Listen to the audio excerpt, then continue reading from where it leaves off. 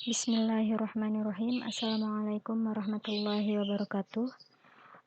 Sebelum kita memulai pelajaran, alangkah baiknya kita membaca doa terlebih dahulu. Bismillahirrahmanirrahim. Rabbi zidni ilma warzuqni fahma. Amin. Oke, pada hari ini kita akan membahas tentang pendapatan nasional. Jadi, setiap manusia bekerja untuk mendapatkan penghasilan ataupun pendapatan. Penghasilan yang diperoleh dapat digunakan untuk memenuhi kebutuhan hidup sehari-hari. Pendapatan tidak hanya dibutuhkan oleh individu atau keluarga saja, pendapatan juga dibutuhkan oleh suatu lembaga, baik lembaga yang berukuran kecil maupun yang berukuran besar seperti negara. Pendapatan yang didapatkan oleh suatu negara biasa disebut pendapatan nasional. Pendapatan nasional yang diperoleh negara digunakan untuk kesejahteraan rakyatnya. Pendapatan nasional merupakan indikator dari pertumbuhan ekonomi suatu negara, seperti menentukan laju tingkat perkembangan atau pertumbuhan perekonomian suatu negara, mengukur keberhasilan suatu negara dalam mencapai tujuan pembangunan ekonominya, serta membandingkan tingkat kesejahteraan masyarakat suatu negara dengan negara lainnya. Nah, pada bab 1 ini kamu akan belajar tentang pendapatan nasional.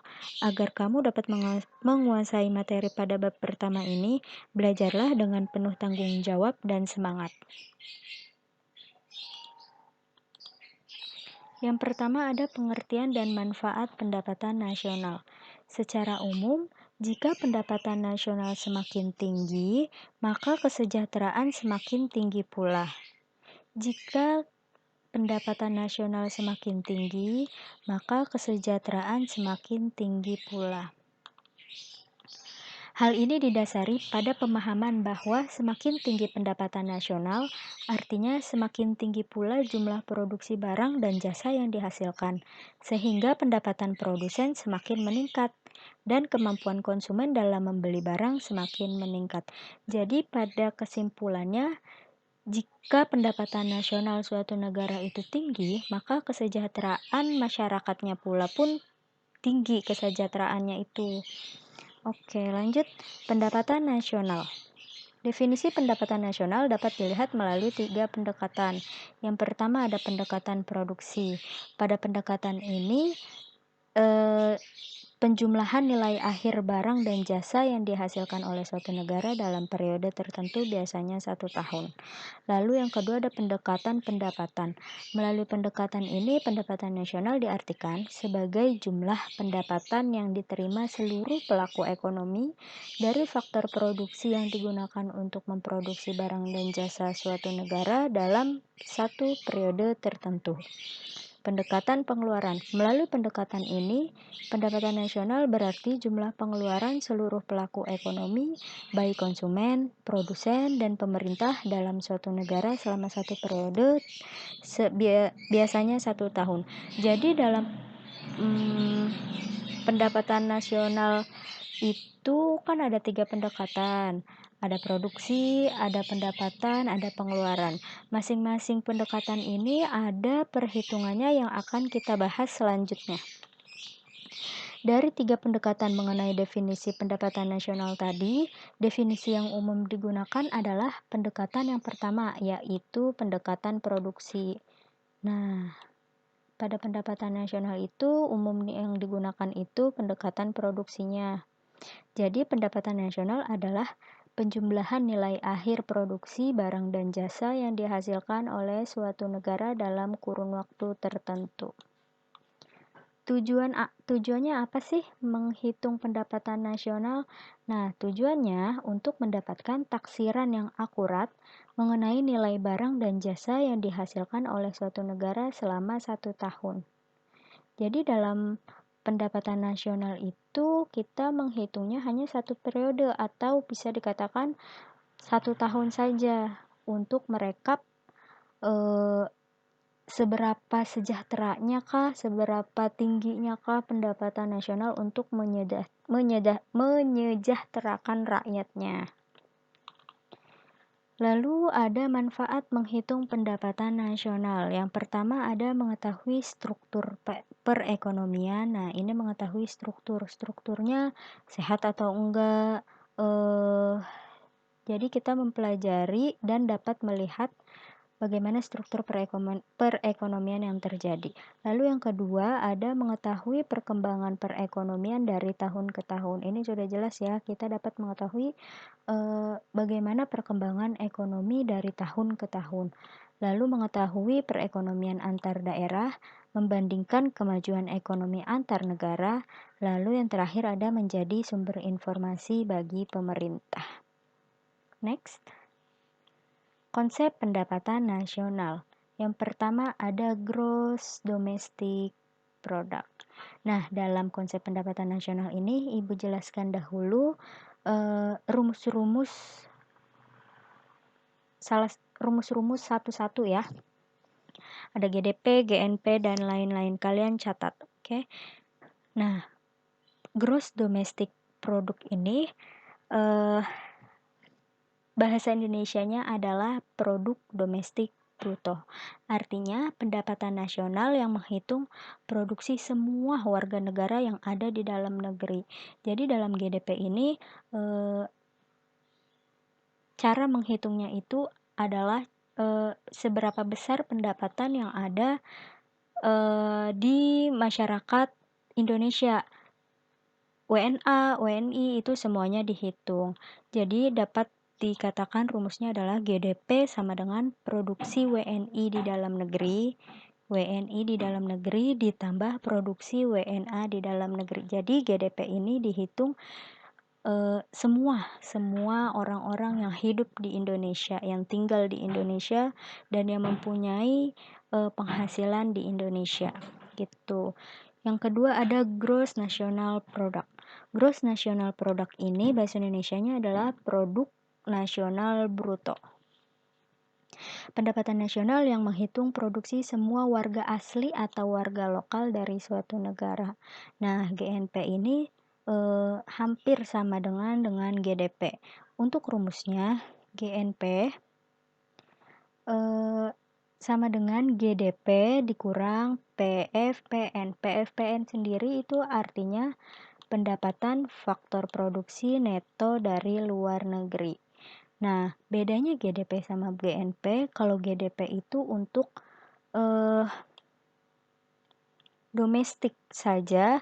Nah, kalau GNP ini untuk secara nasional gitu.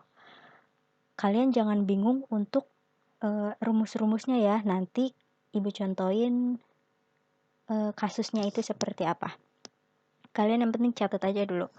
Jika GDP lebih besar dari GNP, maka dapat disimpulkan bahwa perekonomian negara tersebut masih dalam tahap berkembang karena masih menerima banyak modal dari luar negeri. Jika GNP lebih besar dari GDP, maka dapat disimpulkan bahwa perekonomian negara tersebut sudah maju karena mampu menanamkan modalnya lebih besar di luar negeri daripada menerima penanaman modal dari negara lain. Jadi Indonesia itu karena termasuk negara berkembang, keadaannya Indonesia GDP-nya lebih besar daripada GNP. Oke, kita next. Ada net national product. Nah, net national product ini angka-angka produk nasional pada pembahasan sebelumnya disebut bruto, karena di dalamnya masih tercakup biaya produksi yang belum dipotong, yaitu penyusutan. Nah, kalau net national product ini udah net, udah ada potongan penyusutan. Nah, penyusutan sendiri artinya berkurangnya manfaat suatu benda disebabkan di pemakaian secara rutin. Contohnya, kalian mempunyai HP. Nah, HP itu ada nilai penyusutannya. Misalkan kalian beli 3 juta. Lama-kelamaan karena kalian itu memakai handphone tersebut, maka nilainya berkurang. Kalau misalkan dijual lagi, bisa harga 2 juta, 1.500.000 gitu. Nah, karena itu disebutnya adanya nilai penyusutan. Produk GNP menyebabkan barang modal yang ada menjadi habis. Misalnya mesin menjadi habis karena digunakan. Ini bukannya digerogotin ya, bukannya digigit-gigitin mesinnya, tapi nilainya. Jika sumber daya ini tidak digunakan untuk menggantikan barang modal yang ada, GNP tidak mungkin dipertahankan pada periode yang berlaku. Untuk rumusnya, Net National Product (NNP) sama dengan GNP dikurang penyusutan ditambah barang pengganti modal. Oke, dicatat rumusnya nanti untuk pembahasan soal. Oke, lanjut ke Net National Income. Disingkatnya NNI. NI. Oke. NNI harus menghilangkan unsur pajak tidak langsung dan menambahkan subsidi. Nih, harus menghilangkan unsur pajak tidak langsung dan menambahkan subsidi. Pajak tidak langsung adalah pajak yang pembayarannya bisa dialihkan pada pihak lain. Contohnya adalah pajak pertambahan nilai. Nah, apa sih maksudnya pajak tidak langsung itu? Kalian sebagai contoh itu misal kalian makan di sebuah restoran, dikenakan pajak. Nah, PPN itu kan 10% nih. Nah, 10% ini kalian bayarnya ke pihak restoran itu. Nah, pihak restoran yang membayarkan pajak kita ke negara. Jadi, dapat dikatakan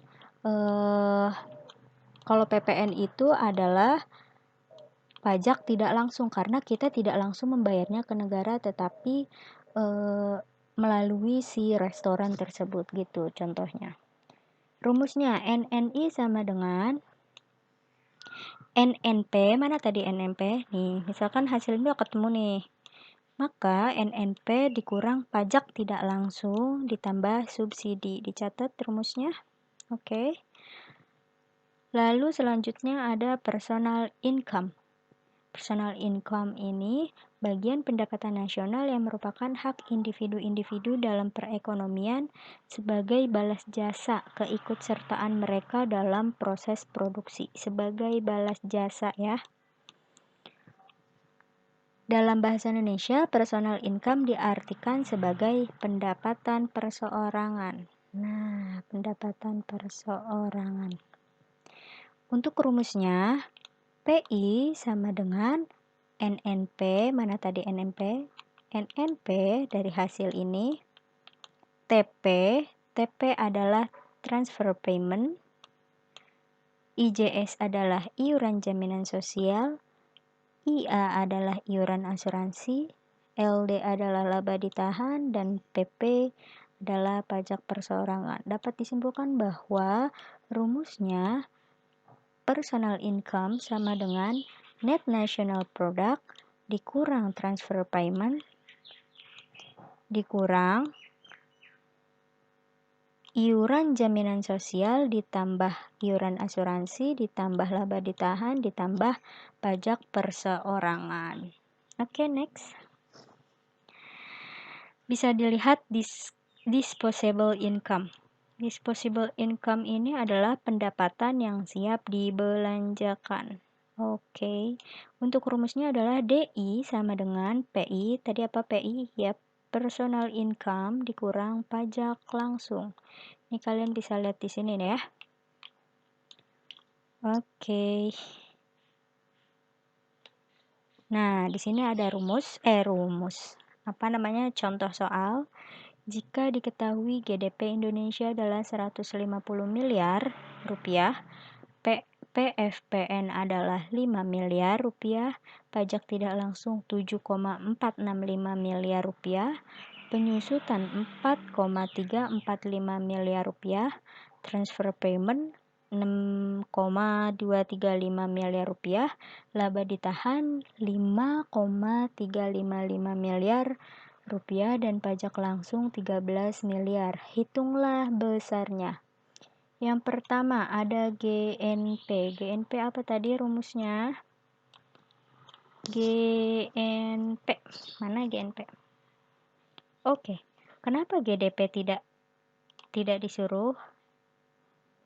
Karena yuk kita lihat contohnya lagi, GDP itu pasti sudah diketahui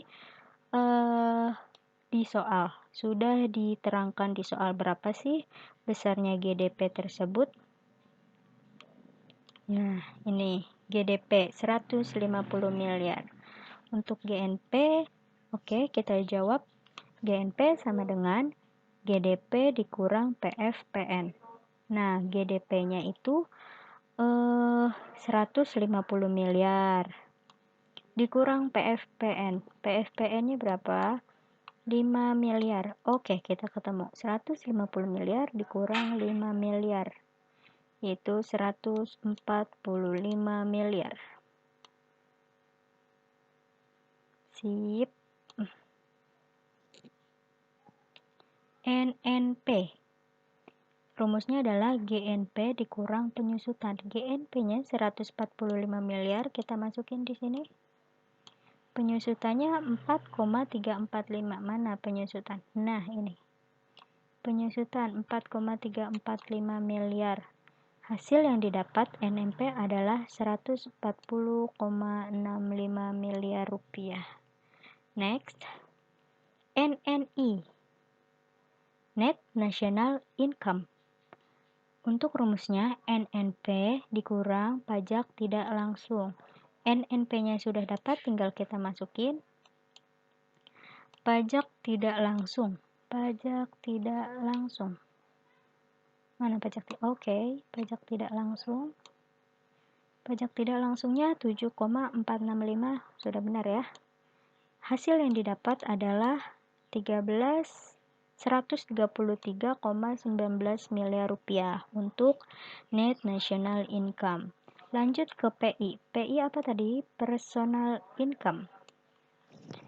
Oke, di personal income itu tadi rumusnya Tadi rumusnya NNI ditambah TP dikurang ada iuran asuransi, laba ditahan, gitu-gitu ya. Nah, misalkan jika salah satu tidak diketahui, maka ini kan yang diketahui hanya laba ditahan nih. Maka tulis aja laba ditahan. Misalkan ada iuran asuransinya. Di sini diketahui, di soal itu diketahui iuran asuransi. Maka di sini ditambahin untuk iuran asuransinya. Tergantung soal ya pokoknya. Oke, dapat 133,19 miliar NNI-nya. Oke. Ditambah 6,235 miliar. 6,23 miliarnya dapat dari transfer payment. Oke, dikurang 5,355 miliar. Di mana? Dari laba ditahan ya, laba ditahan. Kita dapat personal income-nya adalah 134,07 miliar. Kita lanjut ke disposable income. Pendapatan yang harus dibelanjakan. Oke, PI. Pendapatan personal income dikurang pajak langsung. Personal income. Oh, ini udah dapat, maaf Ibu lupa. Personal income. Pajak langsungnya, pajak langsung 13 miliar. Oke, kita dapat 121,07 miliar. Kalau sudah masuk ke soal seperti ini, pasti kalian tidak bingung lagi ya. Oke, kita lanjut ke metode perhitungan pendapatan nasional. Nah, untuk metode perhitungan pendapatan nasional ini akan Ibu bahas di pertemuan selanjutnya. Sekarang kalian silakan cek tugasnya di Google Classroom, di Google Suite yang sudah dikasih emailnya, cek di Google Classroom. Oke, semangat belajar. Ibu ucapkan alhamdulillahirrabbilalamin. Wassalamualaikum warahmatullahi wabarakatuh.